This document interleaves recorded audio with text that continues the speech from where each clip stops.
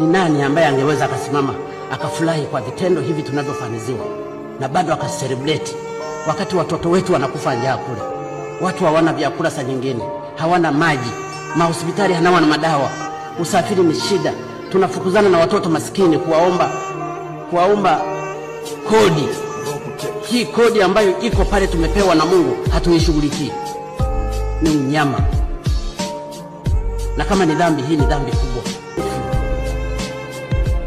Ukienda leo mtaani ukaangalia watu Kariakoo, nenda Manzese, nenda wapi, nenda mikoani, unaweza ukaona maisha ya Watanzania walionayo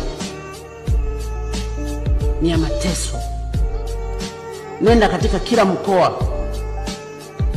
Mimi nimezunguka Tanzania nzima wakati nikiomba kura, mpaka nilikuwa najiuliza kwa nini hata ninaomba hii kazi.